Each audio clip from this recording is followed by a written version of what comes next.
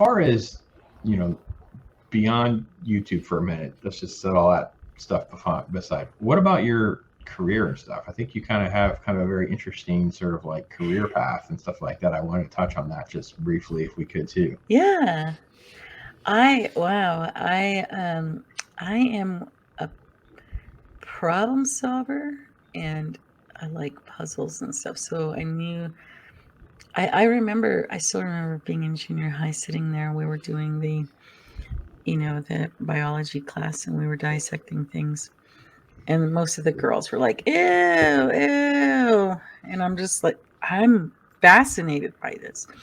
And I thought, God, is there something wrong with me? But I think it was the fascination of, because I like to find out how things work. Like I'll take Mm-hmm. something apart and put it back together to figure out how it works and everything. To see something that was walking around and breathing and stuff like that, to see what made it do that. And even in junior high, I'm sitting there going, I want to be a forensic pathologist, right? So I really wanted to go into forensic pathology, and my friends were like, "You're creepy," and I'm like, "What? Somebody's got to solve it. Somebody's got to do something." It's funny because So you say that because when you fast forward to like my daughter's generation, and I want to say she was probably in like early high school, it was like a cool thing to say that you were going to go into like CSI or things like crime scene, you know, that kind of work. And I always kept thinking to myself, because I work in healthcare, and I kept thinking to myself, you guys are awful squeamish for that. Anyway, the awesome one just called us lovely, by the way. But you're talking about oh, dissecting frogs and such, but we're still well, lovely. So you know we yes, got that going for that's us. And frogs smell bad. That's your formaldehyde, and all I could think of was chicken. yeah, But that's that nasty stuff. Um, so you were more into that element of almost engineering, almost that meticulousness of how things operated. So continue. yeah, I think a lot of that I didn't realize till later, but I actually did study criminal justice. I have a degree in criminal justice. So, Hmm. um, and um, and I went into PI work, Hmm.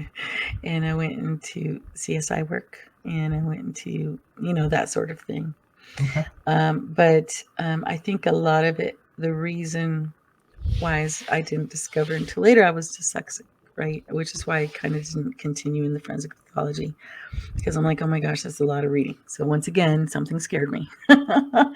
And I backed off a little bit from it because I was like, I'm going to fail because I'm dyslexic. But um, but I found again another way kind of around that. So I went another route.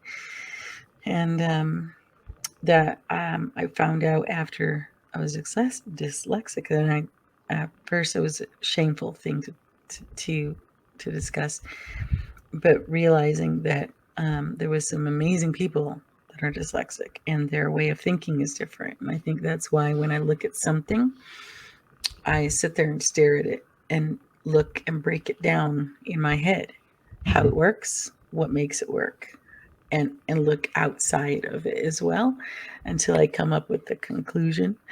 So it's kind of like, I don't know, I've always been inquisitive, and I drove my mom crazy. Why does it do that? Why does it do that? How come it does that? What makes it do that? She's like, oh my gosh, oh my gosh, how do I handle you? Yeah, that's So awesome though, because that's the inquisitive mind that you want out of your children until you're having to answer questions that you don't know the answer to. So right. yes, Bone doesn't like frogs. Sorry, Bone. I want to tell you, man, they're Aw, disgusting. poor Okay, little guys. and then I'm not quite sure, Austin, what you're talking about. I'm scared of power. You're going to have to clarify what do you mean. What do you mean? Uh, so do you still kind of work in that sort of field now as like a day job thing, or have you moved into something else, or is it just something that is more? um Don't be I too had specific, just well, generalizations. no, I had I kind of when I was doing some PI work, I kind of Hmm. stepped back a little bit because I was working on a case, and I was working for this lady, and she was wanting to gather some information to be able to have her son, and her husband, or soon to be ex husband, was kind of abusive. anyway, so I did my thing. I was working with her, and I was fearful for her safety, and she even told me if he even knows or has any inclination that I'm doing any of this, Mm. I'm going to be in a lot of trouble. I said, don't worry about it. I kept clear, kept my distance. I did what I needed to do. The thing that crushed me was that he ended up killing her. Oh my goodness. And so I don't know why I felt all that guilt. Like I felt responsible. Hmm. But I kept going back and thinking, did I do anything to create this situation? But I know that I didn't. It was just his nature. It was just, he was just so determined. And so it really kind of crushed me. So I kind of stepped back from that. And then my assignments were becoming more and more dangerous. And I'm like, oh my gosh, well, I know I went into it to help people, but this is getting dangerous. It's a lot more Hmm. dangerous than it seems.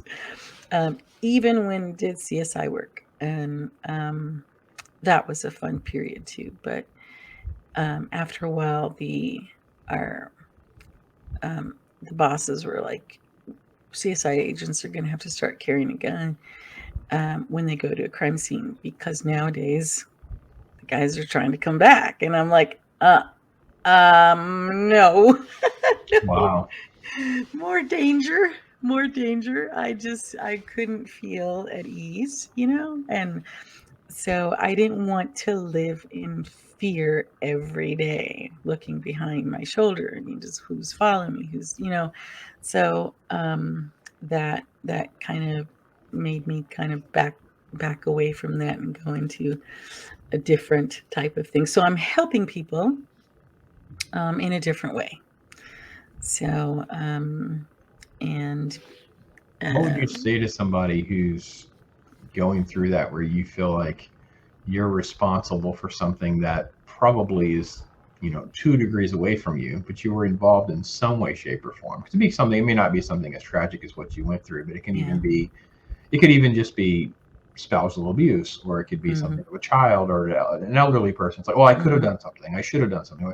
It's the woulda, coulda, shoulda in our heads as humans will just eat yourself alive. Well, can you put your finger on anything that maybe someone said to you or something you're able to do that helped you kind of climb and get over that? Well, a lot of it had to do with going into, to meditation Hmm. and um, studying to where I've been studying as a Zen priest for a while now. A lot of it had to do with that, to have to learn that life is perfect. And people look at you when you say that and you're like, "How is it not perfect?" Because of all this grief and everything we go through. But that's when you say that life is perfect the way it is, it has to come with the ups and downs. It's going to happen. There's no getting around it. It's what you do with those moments that make a difference. Mm. When something happens in your life that's not happy, not good, and it can be tragic or whatever the case is, what you do with it. So that's kind of one thing that helps me is that you're right. There's a lot of times in my life, shoulda, coulda, woulda, but those things that I went through helped every bit of the path in where I am today and Hmm. the direction I am going now.